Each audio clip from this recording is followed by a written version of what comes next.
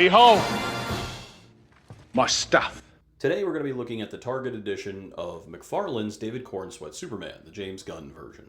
So the reason I wanted to get this figure originally was I didn't know if they were going to be hard to find later, if this thing blew up or not. So I was very, very quick to pick one up when it first showed up before the movie came out. Of course, they're everywhere, so it's not that big a deal. But felt like I might enjoy it, so I picked it up. They all come with this card. Who cares? Move it along. I wanted the Target edition that comes only with the 2 extra hands, not the extra faces, simply because it comes with a hard goods cape, and I like that. I don't like soft good cape. So we cut the figure out. We can already see those disgusting McFarlane toe joints that I cannot stand. And the first thoughts on this figure are it's sturdy, it's thick, it's big. The direction of the fisted wrist is a little weird. It's not straight. It's kind of hooked, like he's throwing a hook, which is fine. The paint job is pretty solid. The cape is good. It's textured. The logo is embossed, which I like. There's a little bit of a weird mold issue with the serratus muscles, but it's pretty good. The blue is too dark. It needs to be lightened up, so we're going to have to customize it. I think the lighter blue works a little better for the design of this suit. Stand works pretty good. So let's see how it compares to other McFarlanes. This is the figure next to my Kingdom Come custom. This is a new Kingdom Come that just came out in 2025. And of course it has the Superman 3 head on it. Easy custom. Over here we got our 7-inch scale Reeves, which I did a video on as well. So you can see that lighter blue. I want that kind of blue. But they look good together. I mean, in general, this is a pretty good addition to the Superman collection and the DC collection here. Very, very nice. All right, so what we're basically going to do is we're literally just going to dry brush a little bit. I actually need just something to, yeah. This is going to be very, very quick, easy, simple. I just want to get some detail off of it. I'm going to do the face at some point. We're going to use this Citadel Lothern Blue. I use it for a lot of stuff.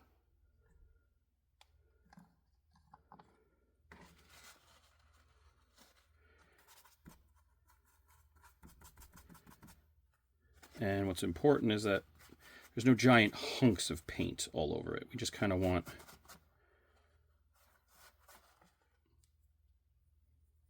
yeah. And we'll start on the shoulder here.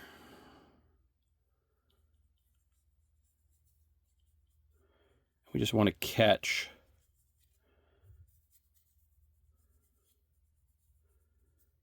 as much of it lightly as we can.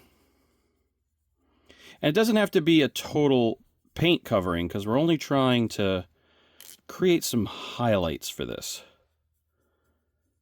Specifically, this is going to be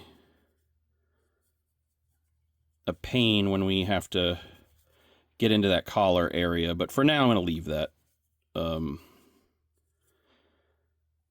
You know, we want to catch these guys here a little bit. We want to catch this bit here.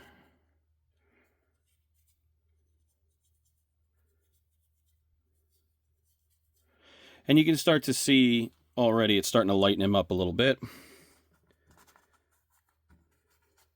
Let's get some more. Go right into the shoulder on this side.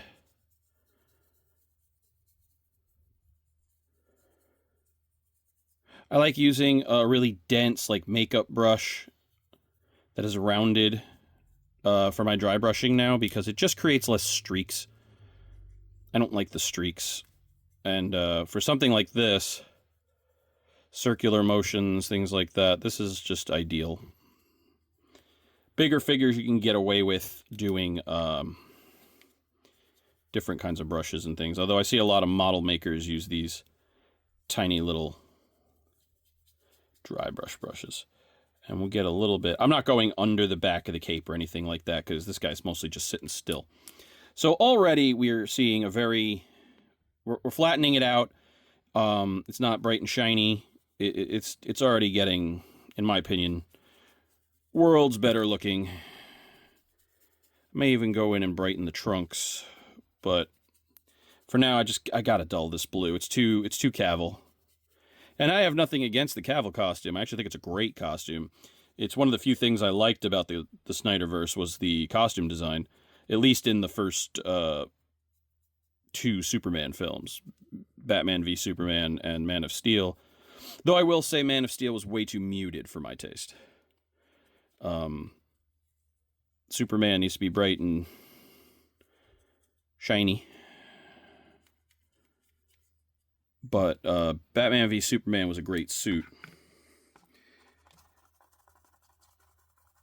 And the version they ended up using for Justice League was fantastic for Superman as well. I enjoyed that. See that giant spot there? That was terrible. Don't do that. Tried to rush. That's what happens. Legs you're not going to get away with avoiding the back, unfortunately. You're going to have to do the back of the legs. Now, in these recesses, I don't have to go in and do a ton of dry brushing because shadowing and stuff will make that seem appropriate. But we are going to do the hamstrings. Not too high into the glutes, just enough. So we lighten that up. And the problem is getting in there. So I may have to go and do... That's too big.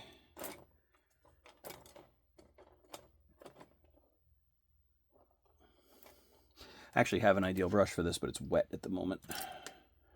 But it's small, so maybe I can dry it out. Nuts.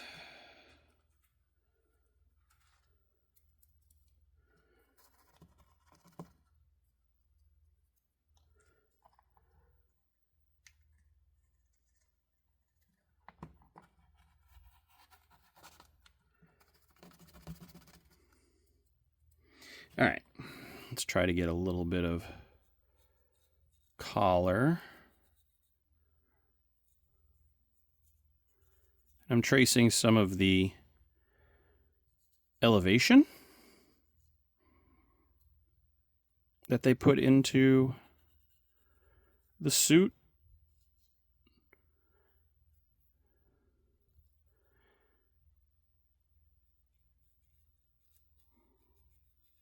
I feel like that helps.